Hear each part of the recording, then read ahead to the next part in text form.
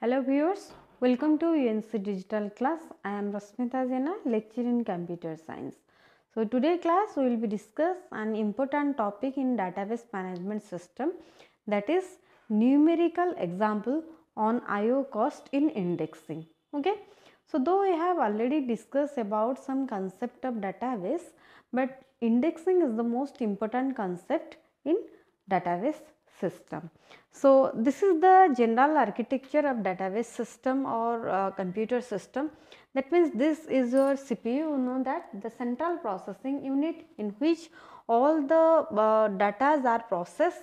In DBMS we may say all the queries are processed in the central processing unit, and this is your RAM, that is the primary memory, random access memory, and this is your head disk or secondary memory.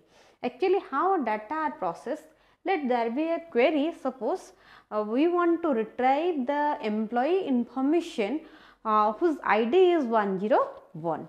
That means that query is processed in the CPU, that is in your central processing unit, and when the central processor unit want to execute that query, that means want to retrieve the data is present where? Actually data is present in the hard disk. Okay, because if the data is present in the memory RAM, then there may be a chance then the data is lost, because we know that the memory RAM is volatile in nature, and when we remove power supply to the system, then it will lose the data, those are stored in the memory RAM. So the tables or records or the data of the database system, those are present in the secondary memory. Okay, and also secondary memory contain huge amount of memory, whereas the primary memory contain less amount of memory, that is about 1 GB or 2 GB, but whereas the secondary memory contain memory about 1 terabyte like this. Okay. So come to our point that when a query want to execute, the CPU suppose want to execute the query, that is select star from, suppose there is a query to execute select star from EMP where EID is 101. It means what? It means we want to retrieve the employee information whose ID is 101. Actually the data or tables or relations are stored in the hard disk in this format. Okay, and the whole hard disk is divided into number of blocks. Okay, in database we can say the whole hard disk is virtually or logically divided into number of blocks. In operating system you know that the whole hard disk is divided into number of pages. Okay, and the records are stored like this. Suppose there is the employee having ID 100, having name A, having salary like this 10,000, then there is a gender like this. One record is stored and the second record is stored like this. The records are stored in block wise. Okay. So when this query want to execute, that means the CPU, suppose some data are stored in memory RAM. Okay, and when the CPU want to execute, the CPU will fetch to RAM, and the speed is high in case of when data are loaded in the RAM. Okay, and CPU communicate with the RAM memory directly. But when we want to execute this query and data are present in the hard disk of the system, then first the data are loaded into the memory RAM, and from memory RAM it will process by the CPU. Okay, and when it will loaded the data from secondary memory to memory RAM, what is exactly happen? Suppose we want to search a particular this employee informations. Okay, and we know that data are present in block wise format. What is exactly happen in this case?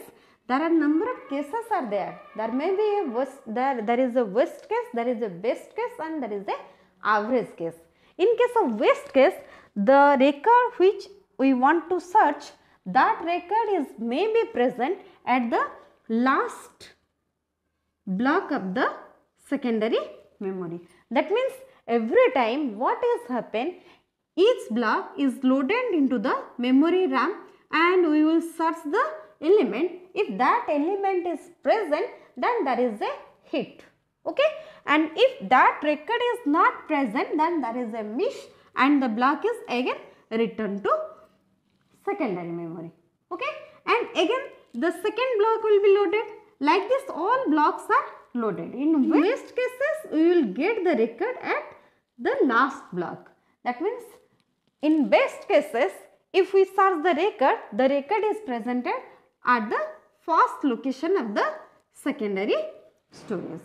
Okay, so in this way we are executing. If we load this data in memory RAM and if we don't found that record, then again we will return the block to the secondary storage. So when you load the number of block or when you load the first block into this RAM and we search the record, if the record is not found, then we will again return it. So in this case we are not using indexing concept. Okay, that means this is the calculation of IO cost, or this concept is known as IO concept. Okay, that means by using indexing we can't reduce the sorting time, but if we are using the indexing, then we may decrease the IO cost. So we can say increasing IO cost means increasing time. That means if we are moving the block every time, then it will increase the IO cost as well as increasing time. Okay, so IO cost is reduced by using indexing. That means those IO cost is required by using this concept, this can be reduced by using indexing. Okay, so let's see one example. How can we reduce the IO cost by using indexing concept? See one example for calculating the time complexity based on sorting operations. So the given example is, consider a hard disk in which the block size is 1000 byte and each record is of size 250 byte. Suppose if the total number of record we want to store on that hard disk is 10,000 and the data which we want to enter on the hard disk, they are suppose in on order. That means data can be stored in hard disk in two ways, that is in ordered and unordered. That means suppose we have a CPU for processing and there is a primary memory RAM, okay, which have limited memory area, that is about around 1 GB or 2 GB, and then next our secondary memory, that is your hard disk. Okay, that is secondary memory. Okay, that means when we want to store data in a hard disk, the data are may stored in a ordered or unordered. That means suppose we inserted our record and those record we can't store in order. That means the records are like, suppose there is a employee ID and employee name, employee salary, like this. Suppose employee ID having 101, suppose next employee ID having 53, suppose next employee ID having 51, suppose next employee ID is 102, like this. Okay, so these are known as the unordered data which are stored in our secondary memory. Okay, so here the consider a hard disk with block size 1000 byte. Okay, that means the given hard disk, suppose there is a given hard disk, okay, and each record is of size 250 byte, and we know that each and every hard disk is divided into number of blocks. That means the hard disk is divided logically the number of blocks, and in the number of blocks records are to be stored. Okay, and here the given hard disk is of block size 1000 byte. That means the block size of each hard disk is 1000 byte, and in that block size we have to store record, and each record is of 250 byte. Okay, each record is of 250 bytes. Okay. Then next we will be calculate. We know that the hard disk is divided into number of blocks and the block size is 1000 byte, and in 1000 byte we have to store the number of records, and each record is of size 250 byte. We can say each record means we can say the number of rows. In table the data are stored in the rows format.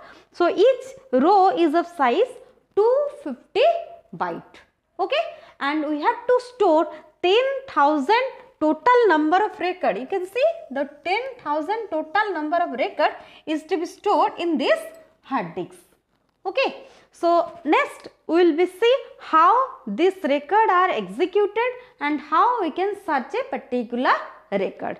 And I must say the records, the hard disk is divided into number of blocks logically, because if we don't store in the data in the hard disk, then there may be some problem, because this is the primary memory that I already explained you. This is volatile in nature and it is very less memory area where we can't store all the data. If we store all the data in memory RAM, then what is the requirement of hard disk? That means we need not need any hard disk. So to store huge amount of data permanently, we want a hard disk or secondary memory to store the data.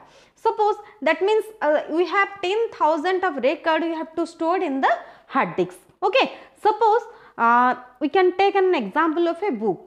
Suppose in a book I want to write 5,000 lines. Can I write 5,000 lines in one page? No, it can't possible. So that means I can write this 5,000 lines in the number of pages of the book. Similarly, in a hard disk I can store all the records in one block. That's why I am dividing the whole hard disk into number of blocks logically, so that the data can be stored efficiently in that hard disk. Okay, let's see how actually the data executions are going on and how can we search a particular element. I have already told you the records are stored in block wise in the hard disk. Then how can we search a particular record? Suppose there is a query that is select from employee where employee ID is 523.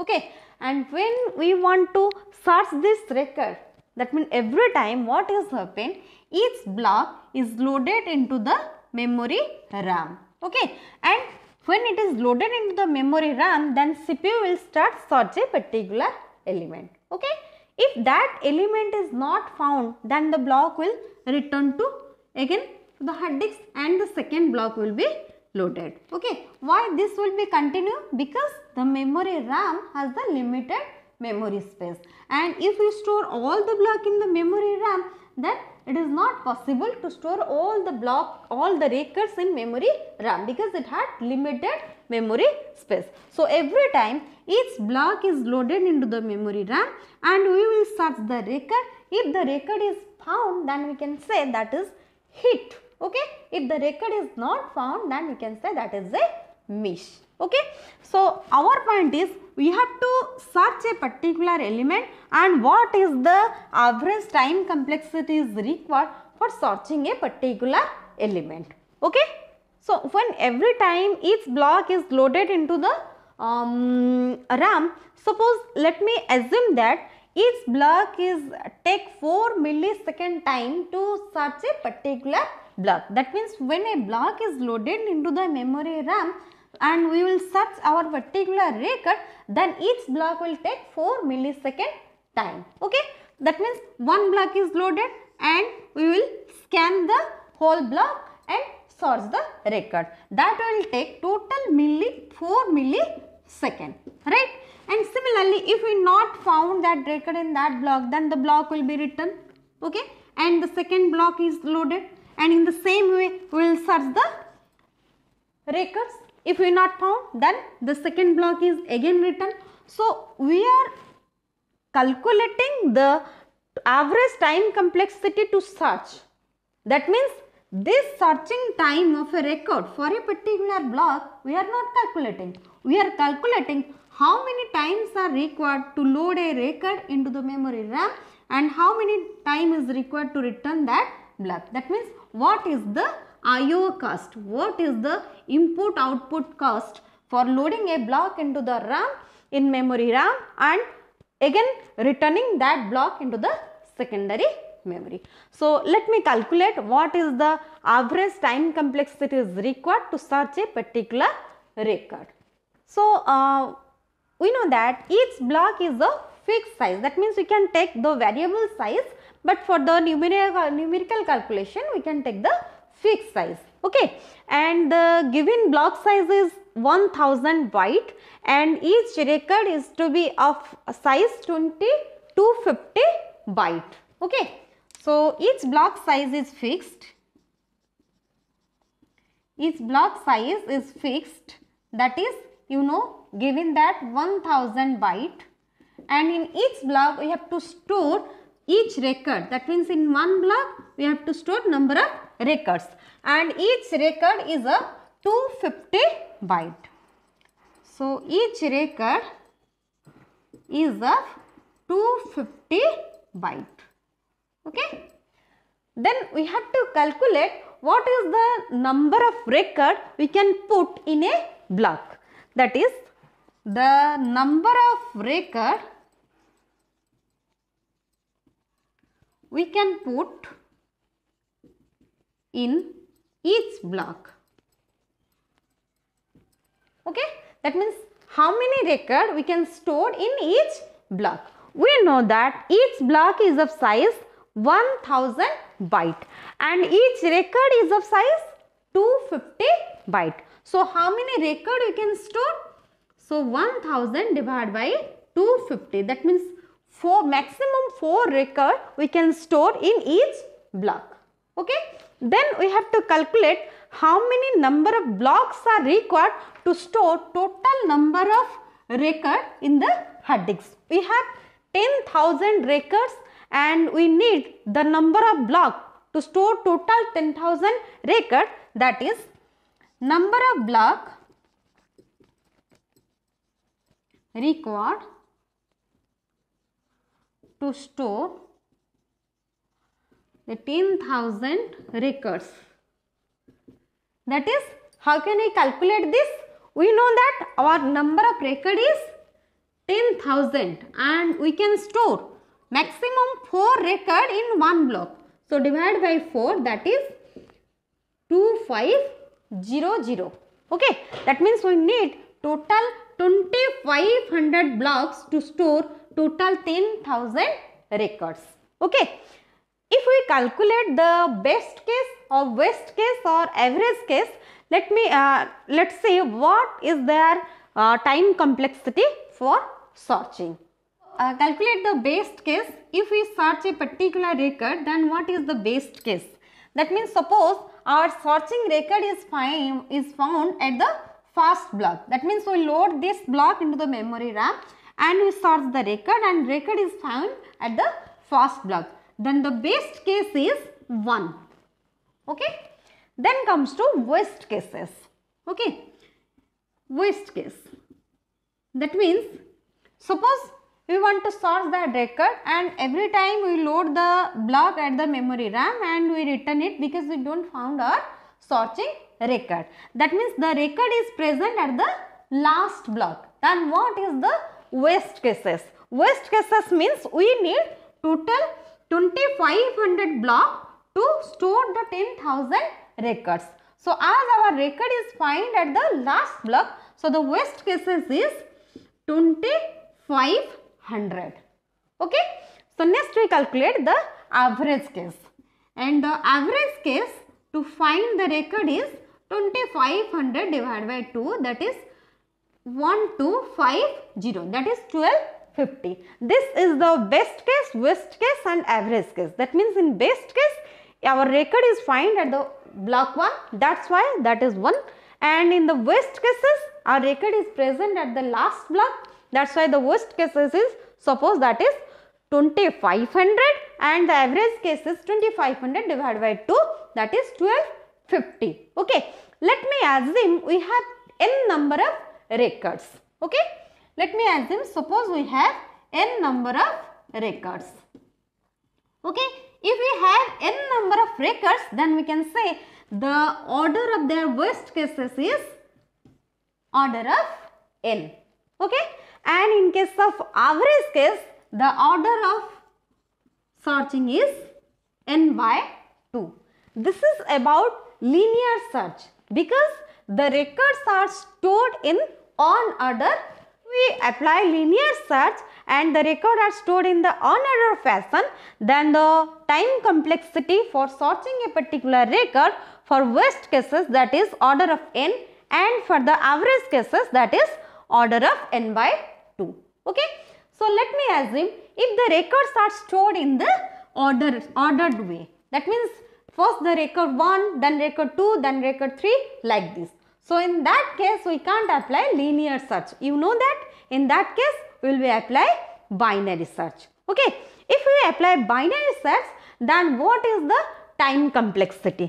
That means if we change this question just that, in case of on order, if we change as order, then we will be apply binary search in case of ordered record. Okay. If the record are stored in order, then we will be apply the binary search. Okay. And when we apply binary search, what is the time complexity for binary search? Okay. The time complexity is log 2 base n. Okay. That means if you have n number of records, that means if we take this example, in case of binary search, the time complexity can be calculated by log 2 base n. So, log 2 base 250, that is 12. So, this is the time complexity required for searching. So, till we are not implementing indexing concept. So, till we are not implementing indexing concept. This is about searching. Indexing says that it can also decrease the time complexity if we apply indexing concept to search a particular record in a hard disk. Okay. So, keep watching. In next class, we will be discuss about indexing numerical concept. Thank you. Have a nice day.